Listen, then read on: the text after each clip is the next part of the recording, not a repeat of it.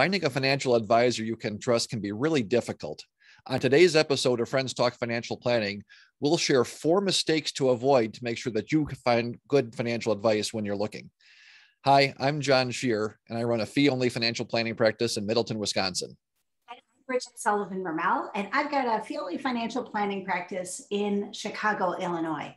John, before we get to our 4 mistakes to avoid, I want to remind people to subscribe. If you haven't subscribed to our channel already, Friends Talk Financial Planning will then be able to let you know when new episodes come out, and it will also help because it gets us more respect with Google and helps us reach more people.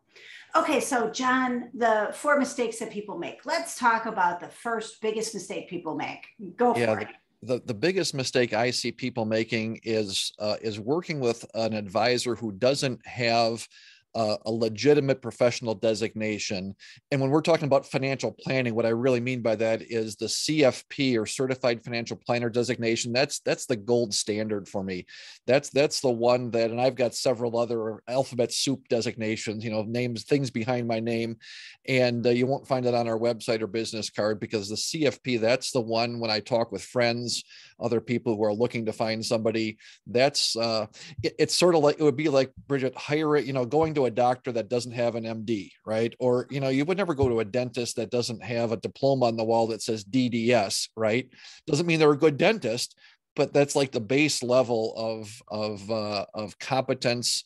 And it really gives you a step up if you hire somebody or find somebody that has that CFP. Right. And it's a credential that shows that people are serious about the field of study. So That's it's right. Not like financial planning is something that everybody knows, and that there's no academic research or there's no field of study. It's like, if you become a doctor, there's a lot of field of study that you have to master before you can become a doctor. Same with the CPA. I'm a CPA as well.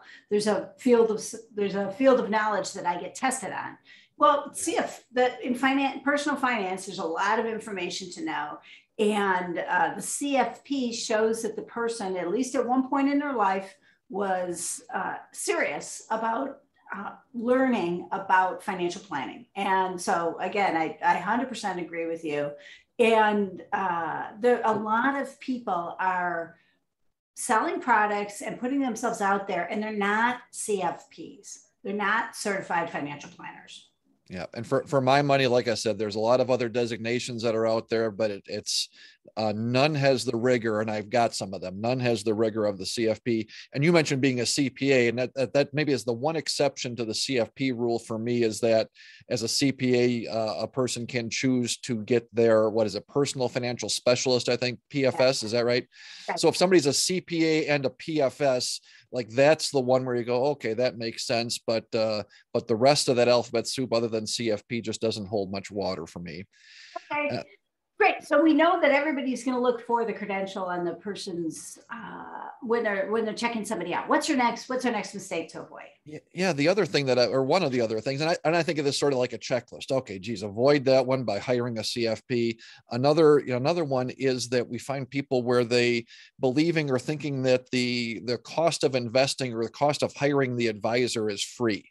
Right. And most often, like I see it there's an insurance agent, a lot of insurance products where it comes out and they pay a commission. But I've seen folks where, oh no, the insurance advisor is saying, listen, none of your money goes to me. I get paid by the insurance company. So all your money goes, there's no fees to you.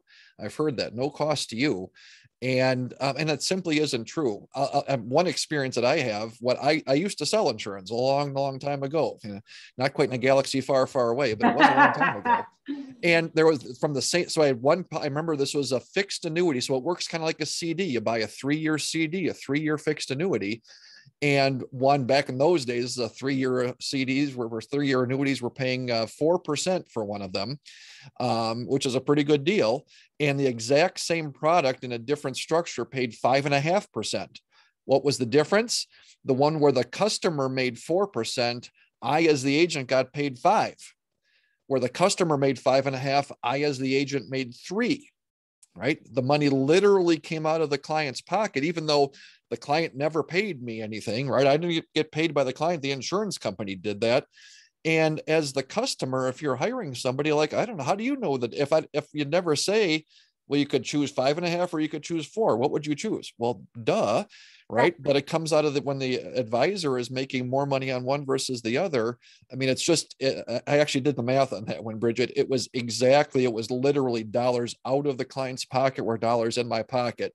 And that was one of the last straws for me before becoming fee only. So nothing's free. Yeah. I had an insurance agent who recommended somebody buy whole life insurance who was not contributing to their 401k. And I took issue with that. And I said, how much are you making on this whole life insurance policy? And they said, I don't know. And I said, well, go find out. I'm highly skeptical that they did not know how much they were going to make on that policy. That's right. So, and they, of course, were touting the tax benefits of this whole life policy. And not that there's no tax benefits, but there's many more tax benefits of putting money into a 401k. That's the type of thing that you will see from somebody who is doing things for free. It's one of these, Bridget, where in cases where you're investing your money, you're putting your money to work in some place, right? There's the advisor, there's the company that's handling the investments, and then there's the client. There's only those three elements, whether it's mutual funds, insurance. And if if you know that the companies are making money, right? What's the advisor making? There's only those three parties in there. Right. And that really is useful to know. And there's nothing wrong, right? Like, people need to get paid for their advice, and it's not like it's a problem, but don't hide it, right? And thinking it's free is one of those concerns. The other thing, make sure they've got a CFP. It's not free. Know what you're paying for that. And sort of a corollary with that, know what you're paying for, is putting too much value in guarantees can be a real mistake.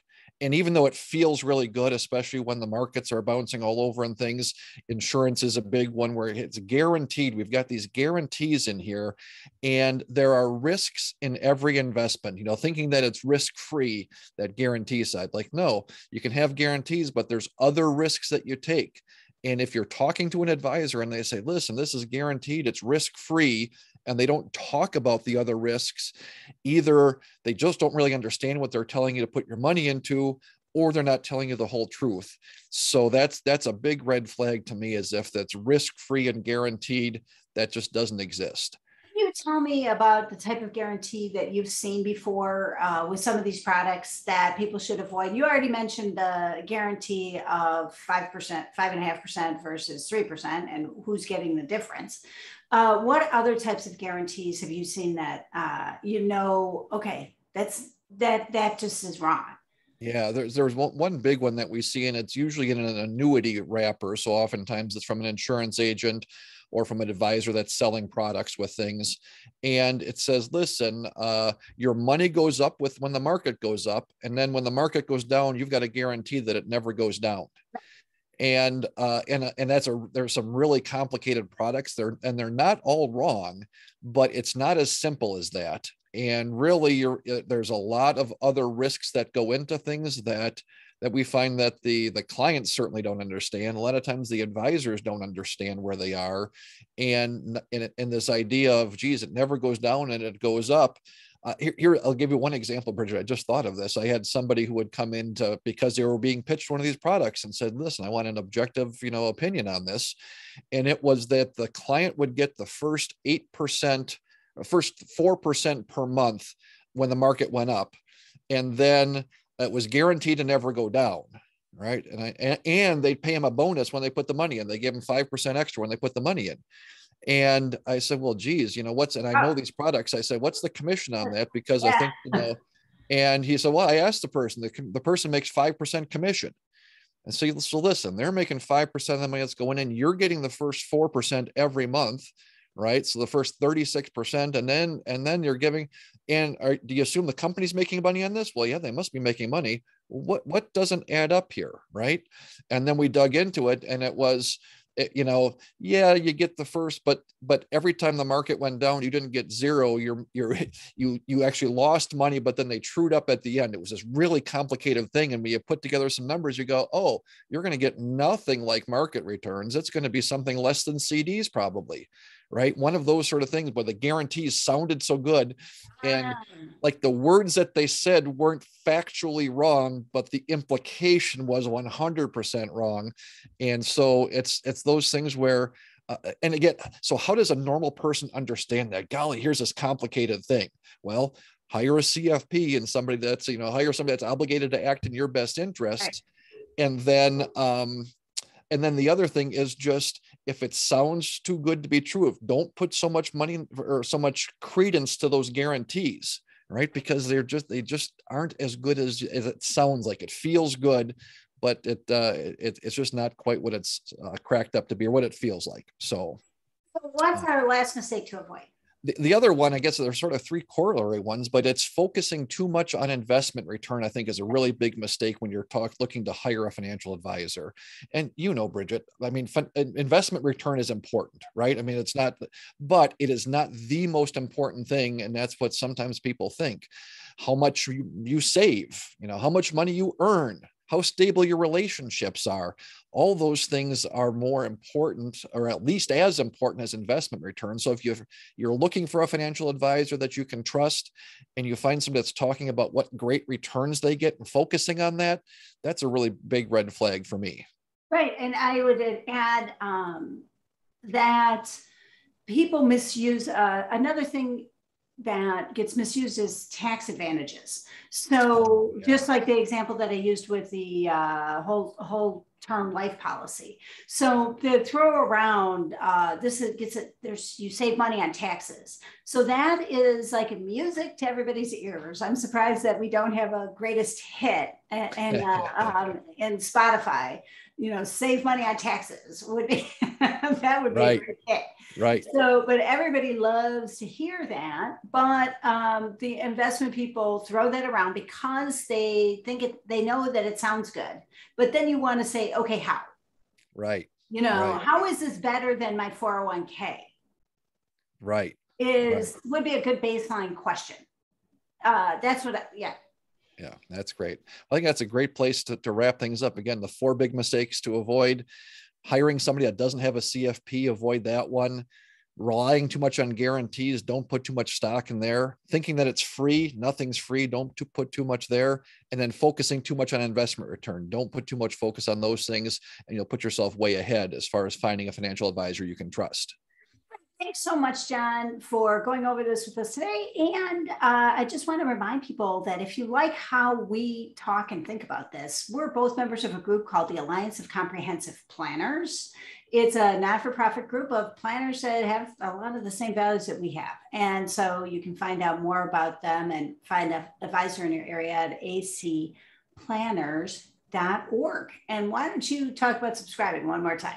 Yeah, that's right. Again, if you like what you hear here, if you please hit the subscribe button, that helps other people find this show so they can learn those things, and it keeps you updated on future episodes. So hit subscribe, and until next time, Bridget, thanks.